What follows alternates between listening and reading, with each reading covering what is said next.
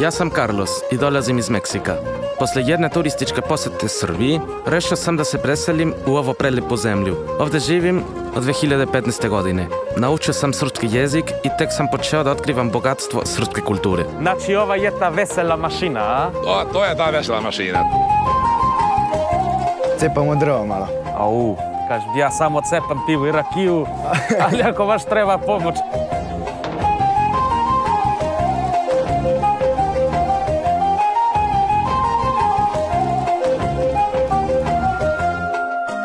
Welcome to the Balkans.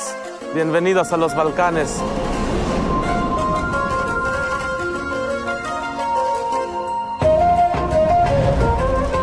Put me i ovog puta naveo do Zubinjog potoka, na severozapadu Kosova i Metohije. Ova opština obuhvata oko 60 planinskih sela, do kojih se tokom zime teško dolazi, s obzirom na okolna brda i planine.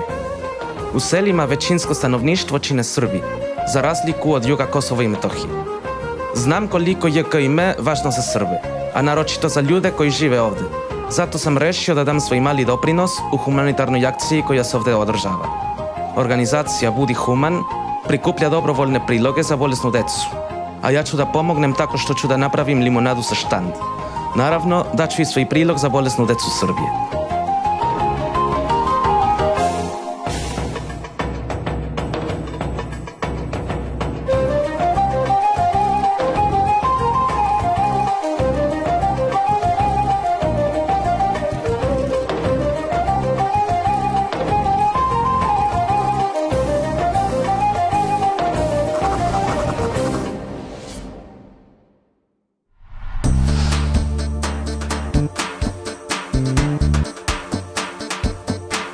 Već sam se mnogo puta uverio da su Srbi vrlo gostoljubivi i spremaju odličnu hranu.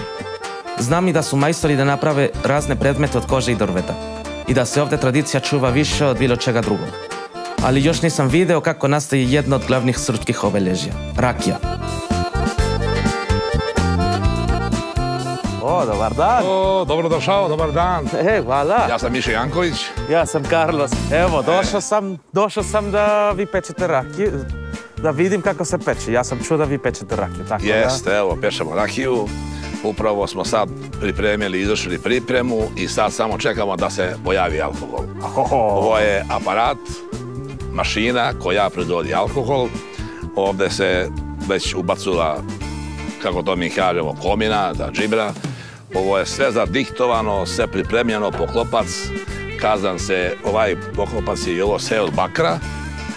Ovde se pripremljeno, ovde kreće u vidu magle, tamo se kondenzuje, hladno i dole se pojavljuje alkohol. Evo, ovo možete, ovde se stavlja, evo, tu je, tu se drva, tu loži se što bolje, da bude što veća temperatura, to bolja rakija. Ne valja mnogo ni da je velika temperatura, umereno. Znači, ova je ta vesela mašina, a? To je ta vesela mašina. To je kod nas vesela mašina. Kad negde hoće da odeš ili kad negde se nalaziš, pa te zove druga, gde se nalaziš? Evo me kod vesele mašine. To je vesela mašina. A sad ste vi pripremili ovo, ali sljedeći? Ja sam ovaj pripremio, a ja bih želeo sljedeći, kad budem radio, da to prepustim vama, da to vi uradite. Dobro, ja baš hoću da pomognem. Da mnogo pomognem da učim zanat. Da, učim zanat, mnogo vam hvala. Odlično.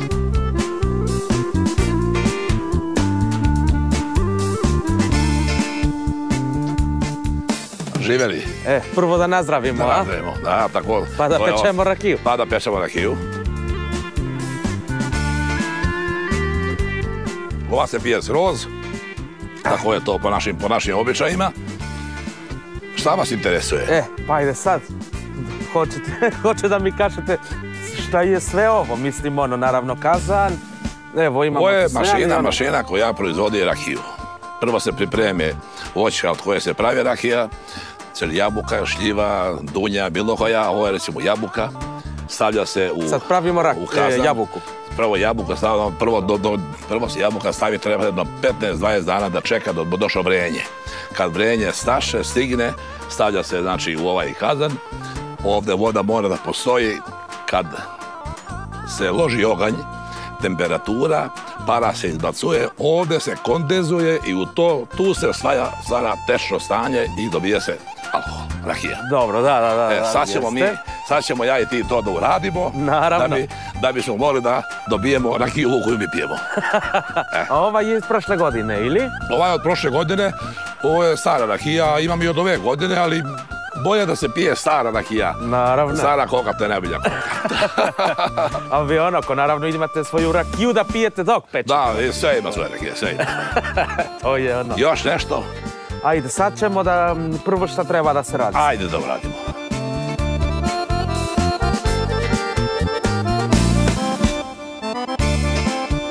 Sad, pomognemo ono. Da, ti tu. Eto. Lako.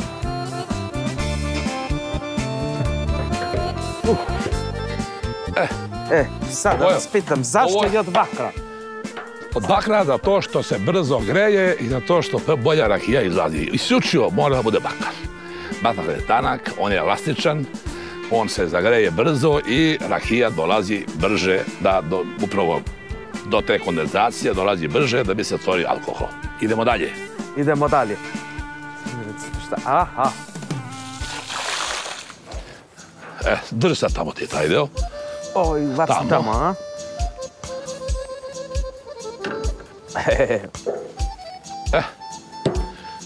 I ovo šta? Ovo sad, šta radi? Sve što se ovde proizvodi odavde, mora da prođe ovde i da bi se tu ohladilo i dole dolazi alkohol. Aha, ovo što imamo tu je baš alkohol. To je alkohol. Da bome. Sad mi moramo da uradimo, da sad ne smije nigde da nam ovde slučajno bude luft. Da bi to sve začepili, vidiš, mi moramo da uzmemo brašno i da ovo, vidiš, da ne bude lufta. Ako bude lufta, ovde sve nema alkohola. Da, će se pokvari sve. Pokvari se, sve ćemo da pokvarimo rabotu.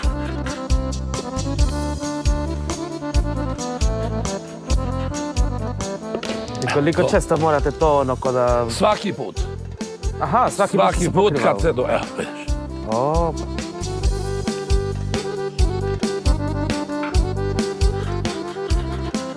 A zašto brašno, mislim, onako, što je posebno u brašnu? Čim se zagreje, ono dobije malo lufta.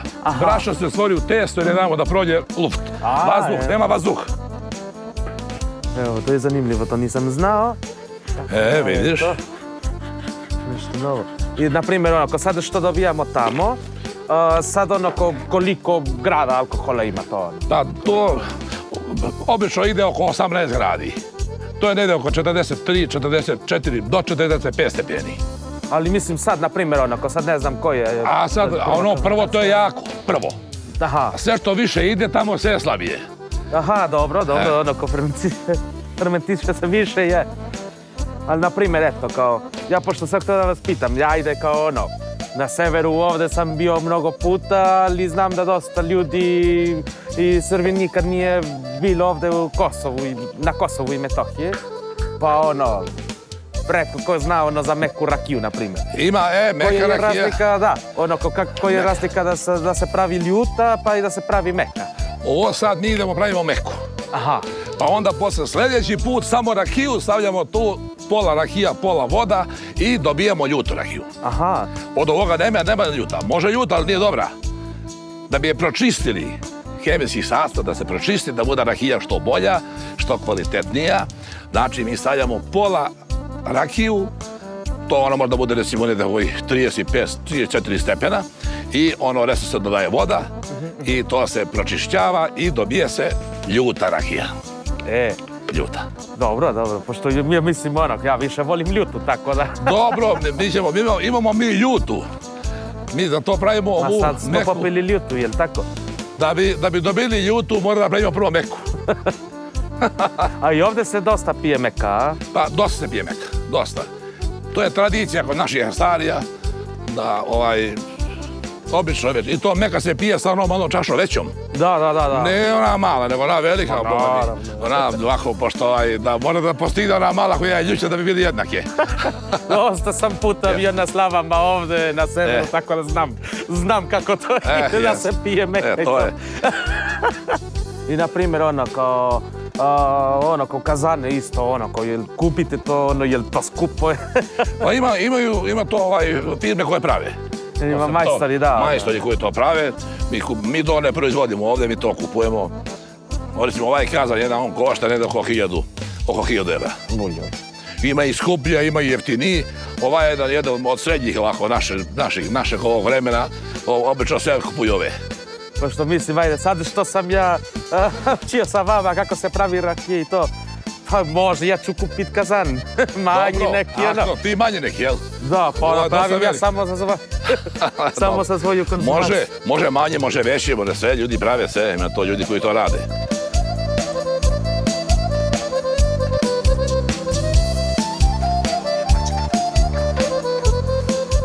U redu.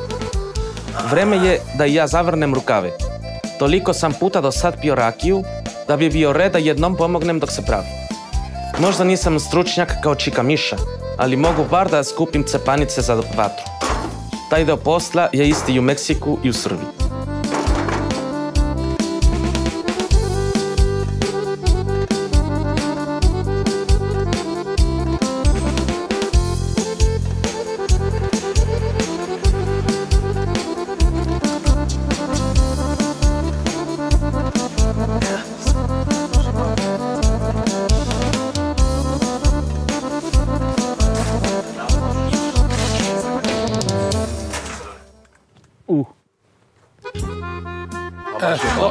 Ajde, sad zatvaramo. A baš je toplo, kako kažu, ne valja da se peče rakija kad nije hladno, a? Pa ne može hladno, mora da je toplo. Mora da bude što veća temperatura. Ma ne, nego kad nije hladno ovako. Kad nije hladno, jeste. Ma ne, mora da se zagreje, Mora da se zagreje, čovek uz rakiju. Jeste. A eto sad, kad smo kod temperature, jel bitna temperatura? Vrlo bitna. Ako nema temperatura, ne može da ide, ne može da radi. Temperatura mora da bude što veća temperatura. Ja ne znam koliko temperatura, mi nismo to merili, to kod nas ovako ide sve od oka, ali uglavnom što temperatura veća, to rakija ide ovamo brže i ujednačena, jednako ide. Ne valja da bude ni malo, ni mnogo velika, srednja. Aha, ali opet mislim uvek držite neku konstantnu temperaturu, konstantan, ne znam, konstantna količina, ne znam, drveta i to. Da, to drvo obično može svako drvo, ali mi koristimo vukovinu, najviše to je drvo ovako koje daje kalorije dosta i, kako da vam kažem, temperatura je, ovdje mora da bude rakija hladna. Ako rakija ne izlazi hladna, onda nije dobra. Znači, što više vode hladne, voda se vrši neizmjenično, jedna voda dolazi, jedna više vode, evo vidiš, ovo je odvod. Odvod i to tamo ide da bi uvijek bila, vidiš, da bude hladna voda. Ne velja da bude vruća voda. Ovo treba da bude hladno, a ovo treba da bude vrućo. Znači, ne mogu da budu isto jedno i drugo. Tako. Ali zato moramo još više drveta posle da ubacimo. Pa, to nema više drveta, mora više drveta. Samo nemojte da me pitate da cepam drvo, ja samo cepam rakiju. Ne, ja sam pripremio tamo, ako treba, morate ti cepati, rekao. Ja samo rakiju cepam. Dobro, samo rakiju cepam, dobro. Drvo neće. Dogovoreno. Dobro, to se moj, eto vidiš. I one jabuke što koristite sad, to su vaše jabuke isto? To je naše jabuke. Naše jabuke isključivo. Neki koji se bave višom količinom, onda neko i kupi. Ima ljudi prodaju, ima za plantaži jabuke dovoljno ima. Donose jabuke i sa strane iz južnog dela Kosova, tuda i ljudi kupuju to, sarađuju, nije to nikako strašno. Ljudi su ostali su ljudi koji su skloni, odnosno koji vole da žive suživot sa Albancima, da bi, eto, oni tu dolaze, rade, mi sa njima tamo komuniciramo, odemo do Prištine, tamo naše enklave tamo postoje. Da. Sve to se ide u jedno ovako, ja verujem, u jedno dobrog pomirenja i do dobrog, ja mislim, sve bolje i bolje, nadamo se, tako da možemo tu da ovdje ovaj deo oživimo i da opstanemo i da nam bude ovdje bolje svima. Naravno, ja se nadam. To se svi borimo za to. Da, mislim, ja sam bio dosta puta ovdje na severu, volim sever, kako ne, ja to želim. I kao, jel dosta ljudi pravi rakiju recimo za prodaju ili to samo za... Ima i toga za prodaju, pa ovdje za prodaju mnogo, toliko i ne, to je obično svaka kuća ovde proizvede godišnje 100-200 litara rakije. To 100-200 litara rakije, tomu treba za svoje potrebe. Prave se svadbe, prave se ispratnice. Kod nas Srba ima dosta svetkovina. Počevši od slave, pa onda rođendane dece, pa unučića, pa šta ja sve znam. Sada izmisliti punoletstvo, pa za sve to ide rakija i to ona, boga mi, povelika.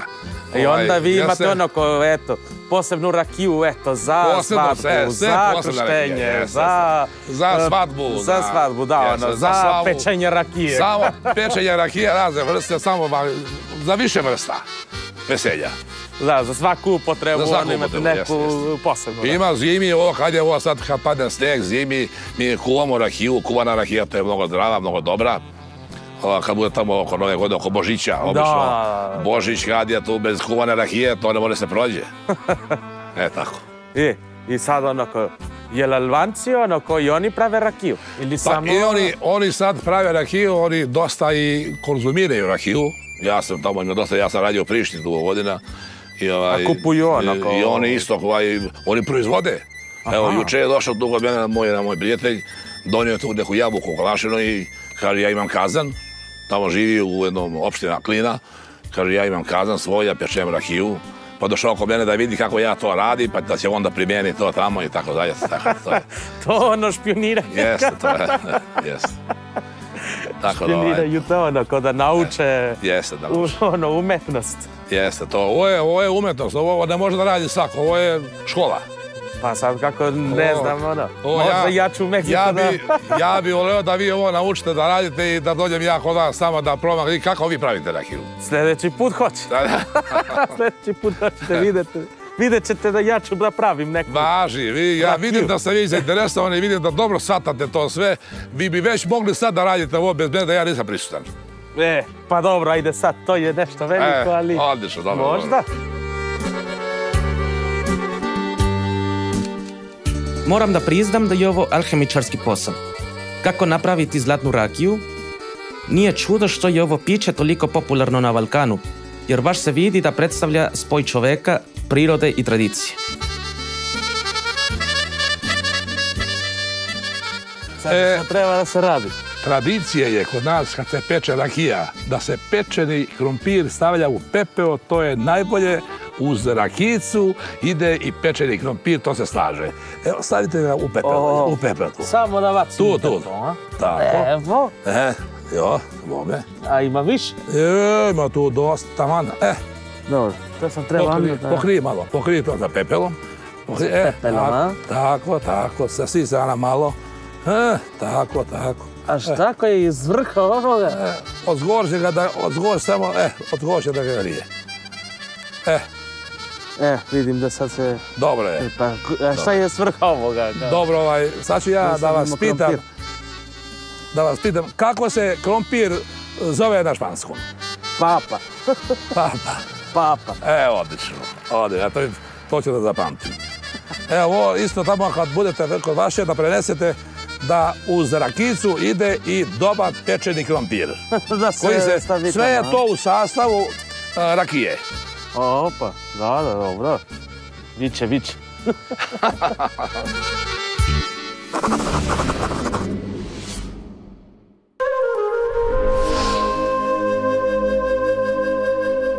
Gazivode, prelepo veštačko jezero koje je nastalo pregrađivanjem reke Ibar 1977. godine. Ovo je jedna od glavnih atrakcija u okolini i glavno turističko mesto tokom letnjih meseci. Jezero je dugačko 24 km, a brana je visoka 107 metara, što je čini jednom od najvećih u Evropi. Idem da se nađem sa svojim drugarom Markom, koji je ovde domaćin i zna šta bi sve trebalo da vidim.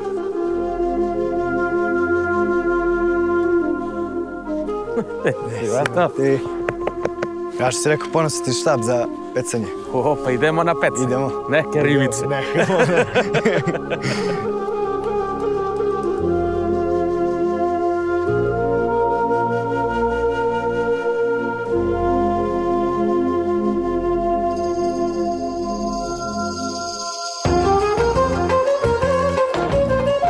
Pošto je jezero bogato ribom, ovde tokom cele godine mogu da se vide ribolovci iz okoline, a takođe je pogodno za sport i ostale aktivnosti. Svakog leta ovdje dolazi sve više turista i to ne samo iz Srbije, već i s ostalih krajeva Balkana. Previše je hladno za kupanje, ali ćemo zato Marko i ja da oprobamo sreću sa pecanjem. Možda upecamo ručak, nikad se ne zna.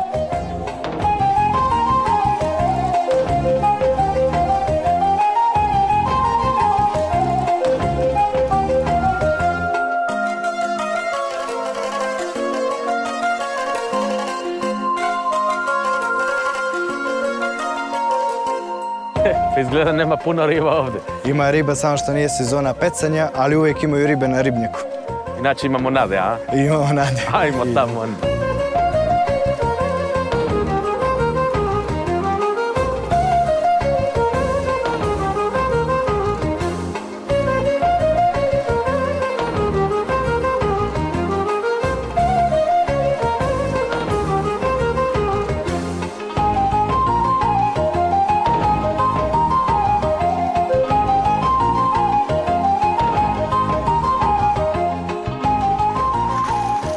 Ovo pecanje ti ide bolje.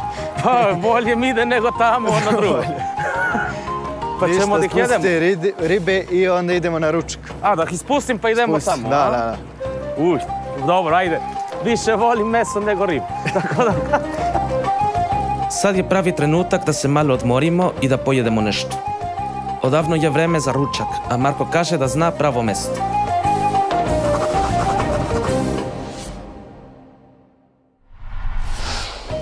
Sad reci mi, gde si me doveo? Doveo sam te u restoranu u Palma. Palma, ali ne onaj iz Jagodine. Ne. Imamo specijalitet ovdje naših kolašina, punjena kokoška. Specijalitet je tajni, još se ne zna, gazda tako je rekao. Bar se zna čime je punjena ta kokoška. Da, zna. Izvolite, prijetno. Hvala. Čime je punjena? Pa punjena je sa šunkom, kačkavaljem i pečurkama i tako. Zvuči lijepo. A to je baš specijalitet iz ovog kraja, iz Zubinog potoka? Da, naš specijalitet. Znači, bilo gde drugde da idem, neću da nađem. Pa možda ćete naći, ali ne tako ukusno kao ovdje. Opa, jedva čekam da probam. Sad kad doručamo, napunimo malo energije, idemo kod mene da, pošto je tako godišnje doba, da mora spremamo drva za zimnicu i pomogliš malo. Čekaj, šta treba da se radi? Cepamo drva malo. Kažem, ja samo cepam pivu i rakiju, ali ako baš treba pomoć, ajde. A napunit ćemo malo energije ovdje, nećemo mnogo. Ajde, hoćemo. Dobre. Ovo sam čekao. Domaća kuhinja je uvek tu da me podsjeti zašto toliko volim Srbiju. Čeka me još mnogo toga danas, ali prvo ručak pa sve ostalo. Prijatno.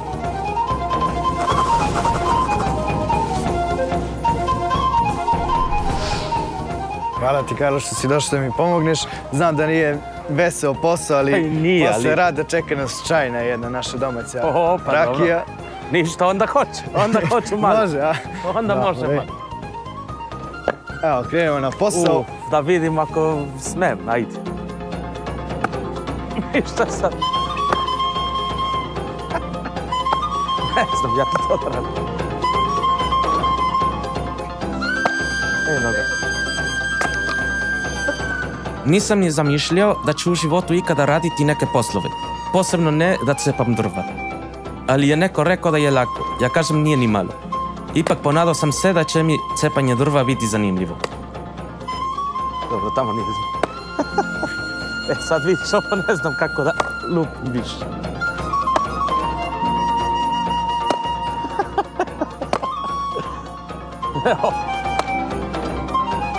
Čor. Tako je.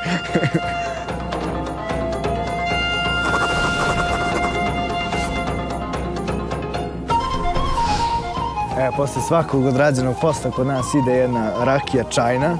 Meka, ja. Meka čajna. Red je da se popije po jedna, takav je običaj kod nas posle završenog posla i tako. Šta, krstiš se? Da, na zdravlje. Evo.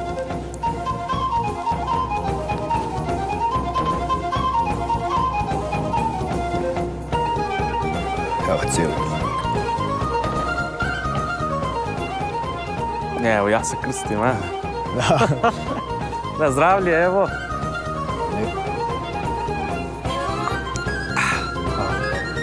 nazad. Hvala puno. Hvala tebi.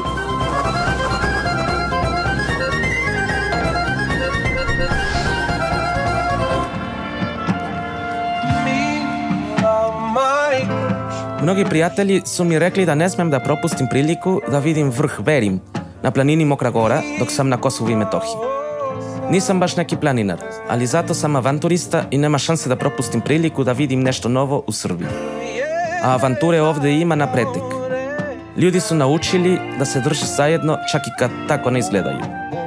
Priroda je toliko različita u svim delovima Srbije da nikad nije dosta istraživanja.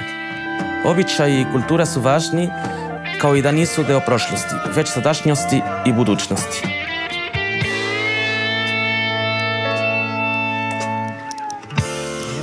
Majko, tako lako nicao je mržnje cvet. Puna su ga bila polja, proplanci gore sve.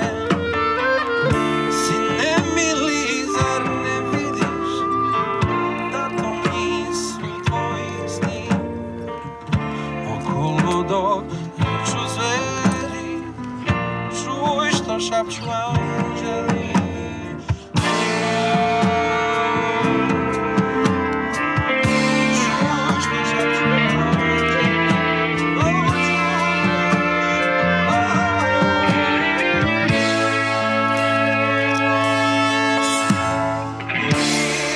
I na kraju, dok slušamo opojnu muziku Marka Luisa i njegovog benda blizu vrha Verim, mogu da zaokružim još jedan uspešan dan na Balkanu. Još jednu priču o mom životu u Srbiji.